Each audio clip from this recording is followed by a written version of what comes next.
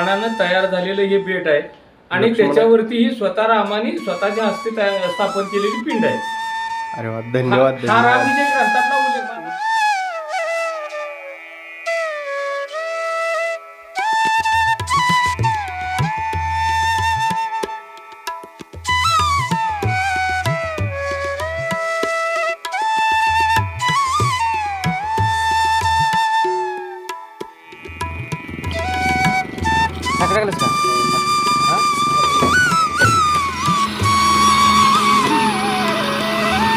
Yes करा की.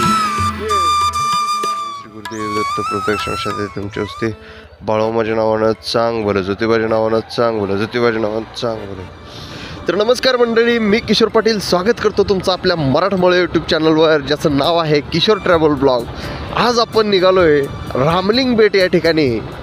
तर रामलिंग बेट हे इस्लामपूरपासून सर्वसाधारण 12 किलोमीटर 10 ते 12 किलोमीटर अंतरावरती आहे आणि हे खूपच इंटरेस्टिंग असं ठिकाण आहे. त्या ठिकाणी प्रभू श्रीरामांनी स्थापन केलेलं शिवलिंग आहे आणि त्याचबरोबर 11 मारुतींपैकी एक मारुती, जे की समर्थ रामदास स्वामी स्थापित मारुती मंदिर, तेच तिथं रामलिंग बेटावरती तुम्हाला बघायला मिळेल आणि ते आपण आज बघायला निघालोय.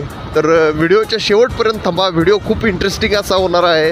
आपल्या जवळचीच ठिकाणं आहेत, आपल्या सांगली जिल्ह्यात असणारे हे ठिकाण आहे. सांगली जिल्ह्यामध्ये असणाऱ्या वाळवा तालुक्यातील बहे ह्या छोट्याशा गावामध्ये हे ठिकाण आहे. तर तुम्ही व्हिडिओच्या शेवटपर्यंत थांबा, खूप छान मजा येणार आहे या व्हिडिओमध्ये.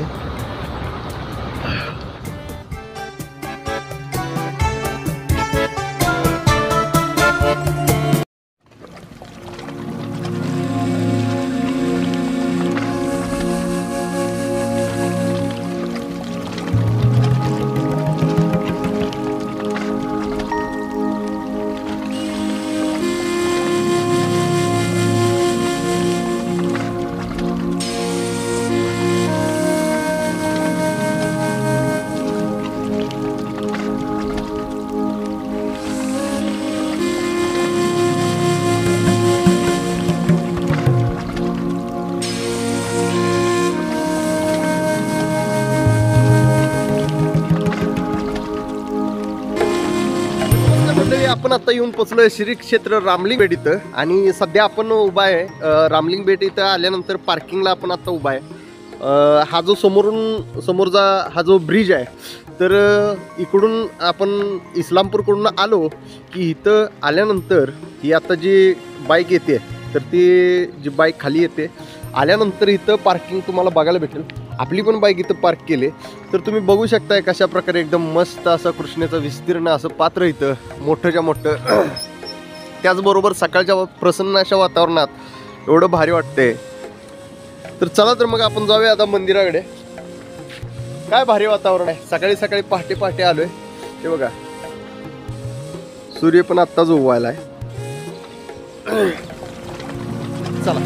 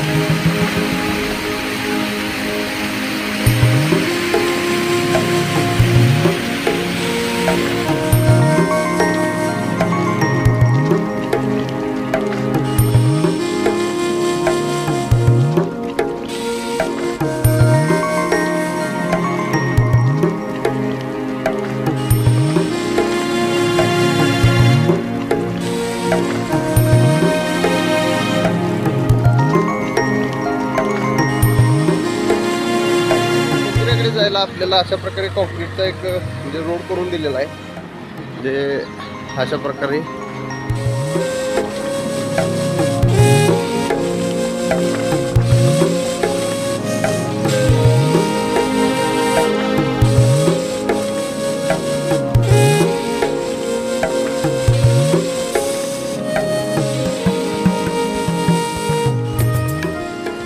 तर मंडळी बराच वेळ आतमध्ये चालत आल्यानंतर काय आपण येऊन पोचतोय मंदिराजवळ. आता मंदिर इथं जवळच आहे, माझ्या समोरच मंदिर आहे.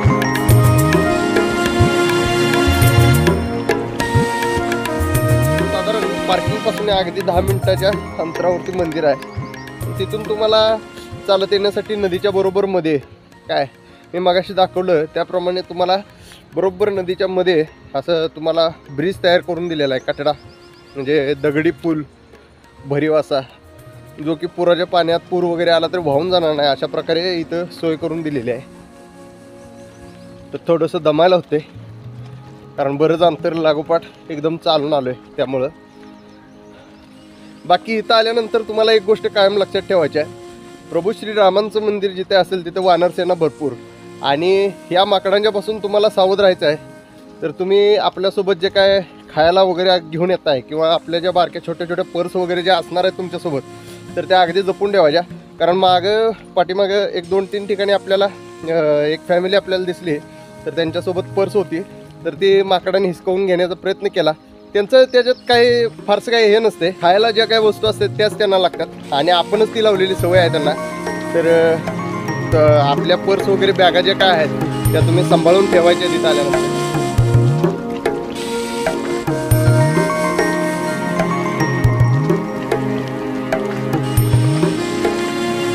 आपण येऊन पोचलो इथं, आणि इथं आल्यानंतर बरं का मला एक गोष्ट प्रामुख्याने बघायला मिळाली.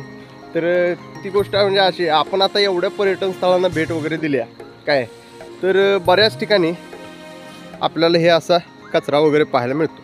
हा मानवनिर्मित कचरा आहे आणि कृपया करून असं इथं पर्यटन स्थळावरती येऊन अशा प्रकारचा कचरा करणे हे काय बरोबर नाही. आणि तुम्ही पण जर तुमच्याबरोबर जर असा काय कचरा घेऊन येत असाल तर प्लीज माझी एक अशी रिक्वेस्ट आहे तुम्हाला सर्वांना की तो कचरा तुम्ही तुमच्यासोबत जसा घेऊन आलाय तशा प्रकारे तो परत घेऊन पण जायचा आहे. तो इतरत्र न टाकता, पर्यावरणाला हानी न पोचवता तो तुम्हाला घेऊन जायचा आहे. तर इथं आता आतमध्ये आपण आलेलो आहोत. पहिलं यात्रा आहे काय?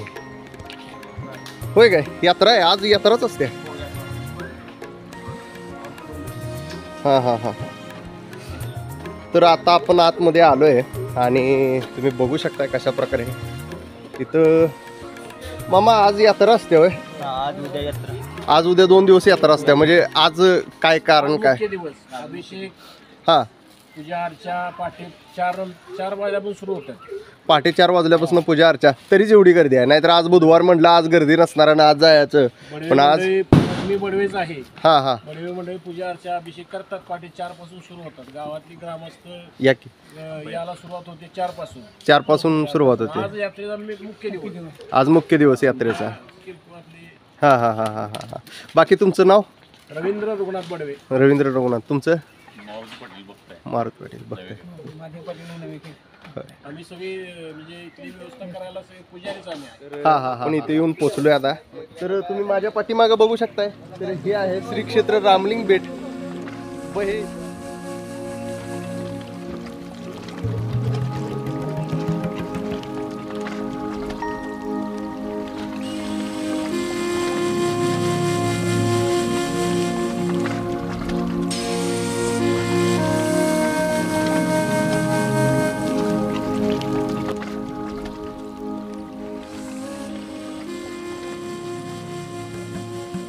आता आपण येऊन पोचलोय रामलिंग बेटावरती आपण येऊन पोचलोय. आणि तुम्ही माझ्या पाठीमागं बघू शकताय तर ते आहे प्रभू श्रीरामांचं मंदिर, आणि त्याच पाठीमागं आहे ते समर्थ रामदास स्वामी स्थापित 11 मारुतींपैकी एक मारुती. तर त्या मारुतीरायांचं मंदिर पाठीमागे आहे. ज्याप्रमाणे प्रभू श्री रामचंद्रांनी तामिळनाडूच्या रामेश्वरम इथे शिवलिंगाची स्थापना केलेली होती, त्याचप्रकारे या इथे सुद्धा प्रभू श्रीरामांनी महादेवांच्या पूजा अर्चनेसाठी इथं त्यांनी स्वतः शिवलिंगाची स्थापना केलेली आहे. आणि म्हणूनच प्रभू श्री रामचंद्रांनी या लिंगाची स्थापना केली म्हणून या ठिकाणाला नाव असं दिलेलं आहे की रामलिंग बेट. आणि त्या बेटाची निर्मिती ही मारुतीरायांच्यामुळे झाली आणि त्याचा काही इतिहास आहे तो आपण जाणून का आल्यानंतर आपल्याला या मंदिराचे पुजारी भेटलेले आहेत. नमस्कार. नमस्कार.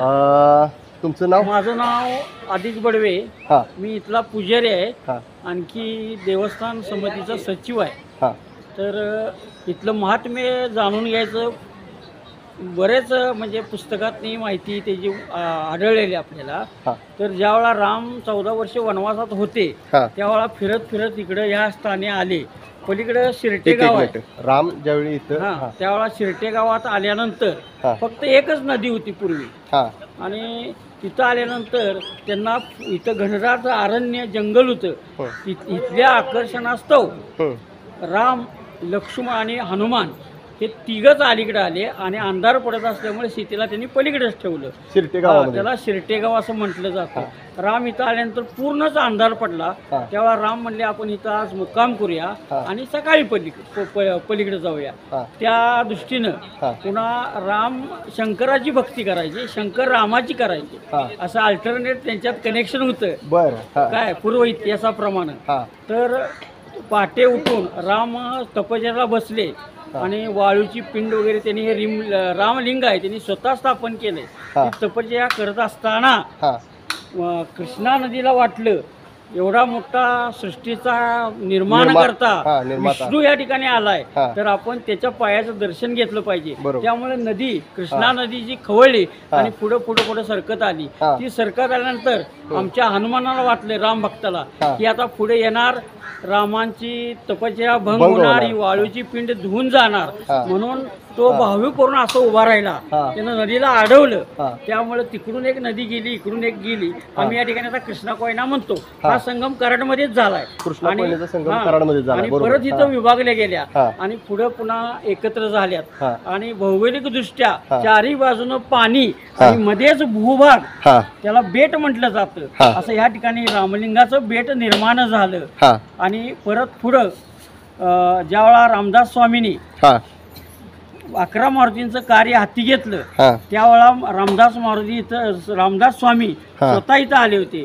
त्यावेळा मी या डोहात आहे असं मारुतीने त्यांना हाक दिली. हा. त्यावेळा रामदास स्वामींनी त्या डोहात बुडून हा. भव्य मूर्ती अशी बाहेर काढली. हा. पण ती बाहेर काढल्यानंतर त्याला 1.25 खंडी नैवेद्य लागणार हा. होता. तो काय शक्य नाही म्हणून त्यांनी काय केली, परत ती डोहात सोडली हा. आणि परत त्यांचं स्मरण करून हा. ही जी भव्य मूर्ती आहे ती रामदास स्वामींनी 11 मारुतीपैकी एक मूर्ती या ठिकाणी स्थापन स्थापन केली. हा. असा इथला इतिहास आहे. तर चला आता आपण मंदिरामध्ये जाऊन आतमध्ये दर्शन घेऊया. चला.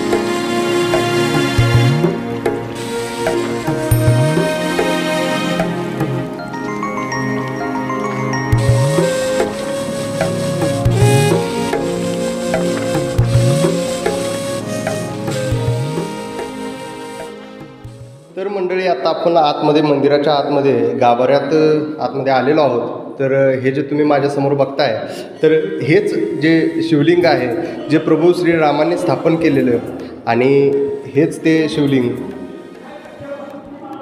शिवलिंगाच्या बरोबर पाठीमागे तुम्हाला ते प्रभू श्रीराम, माता सीता आणि त्यांचे भाऊ लक्ष्मण, त्याचबरोबर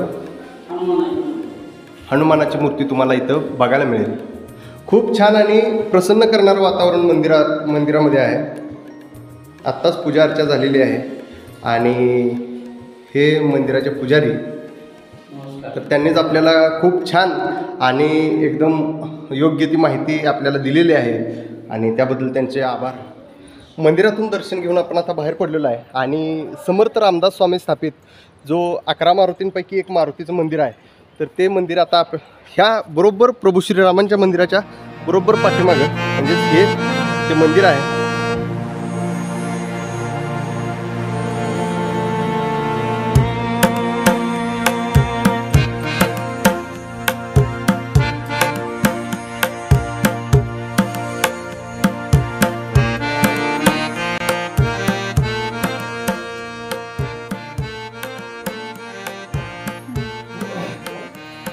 तर समर्थ रामदास स्वामी स्थापित 11 मारुतींपैकी एक मारुती मंदिर जे इथं आहे, मगाशी स्वामींनी जे सांगितलं, तर ते हे मंदिर, ह्या मंदिराची कशी स्थापना झाली, कशा प्रकारे समर्थ रामदास स्वामींनी इथं स्थापना केली, तर ते तुम्हाला माहिती. रामविजय ग्रंथामध्ये रामाने स्वतः स्थापन केलेली ही महादेवाची पिंड आहे.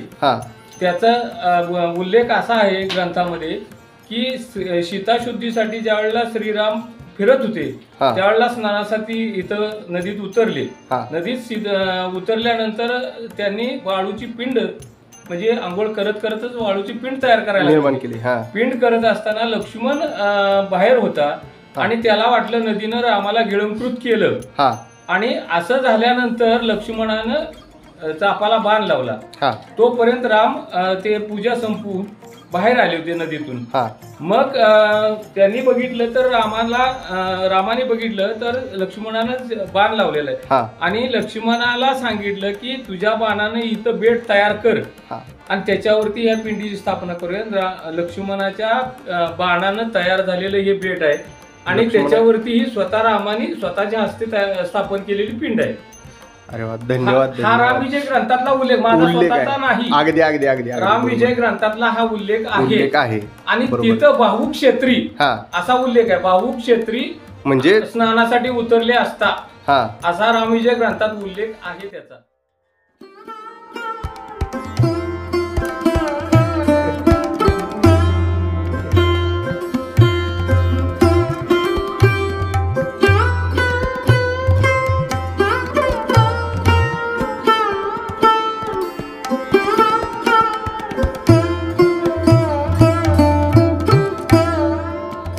मारुतीरायांचं दर्शन झाल्यानंतर आपल्याला बरोबर मंदिराच्या उजव्या बाजूला बघायला मिळते ते श्री गणेशाचं मंदिर.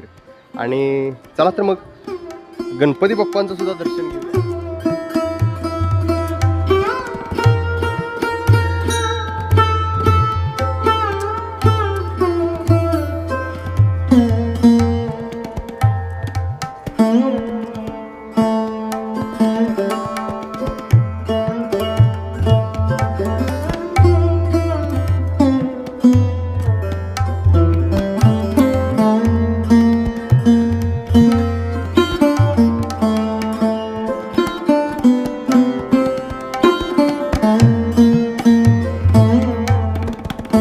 त्याचबरोबर खूप छान, लई भारी वाटलेलं आहे. एकदम असं मन एकदम असं आनंदित आणि प्रफुल्लित झालेलं आहे. एवढं भारी छान गणपतीची मूर्ती होती.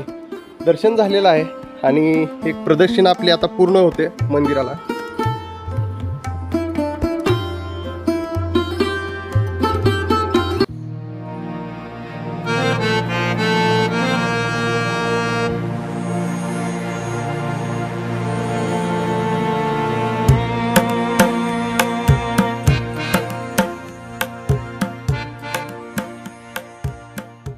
रामलिंग बेटावरती आल्यानंतर काय मला लई भारी वाटले. एक तर पहिली गोष्ट म्हणजे इथं आता यात्रा आहे, यात्रेचा माहोल आहे आणि आम्ही लईच लवकर आलोय त्यामुळं जरा बऱ्यापैकी सगळं बंद आहे. पण यात्रेबरोबरच अजून एक गोष्ट मला इथल्या स्थानिकांनी सांगितली की तुम्हाला एक स्पॉट असा आहे जिथं गेल्यानंतर तुम्हाला खूप म्हणजे खूप लई भारी वाटणार आहे. तर चला आता आपण त्या ठिकाणाला भेटूया.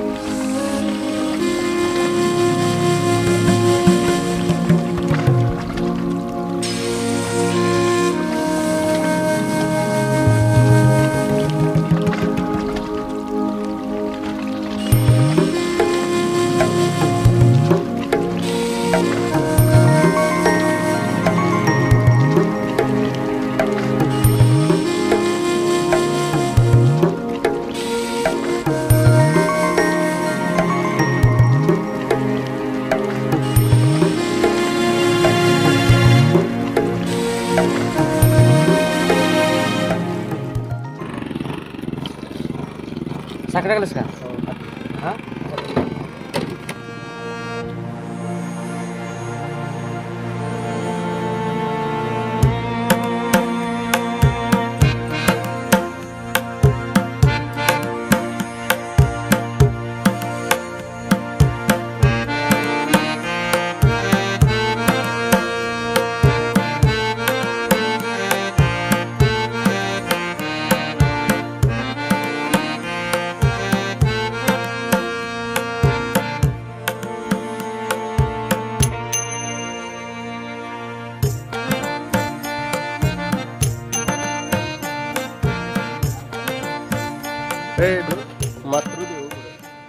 तर मंडळी आता आपलं दर्शन झालेलं आहे आणि दर्शन करून आपण निघालो आपल्या गाडीकडे. इथं आल्यानंतर मन एकदम प्रसन्न झालंय. खूप छान वाईब्स आहे तिथल्या. मनाला भरपूर शांतता, मन प्रसन्न करून आता आम्ही निघालोय परतीच्या प्रवासाला.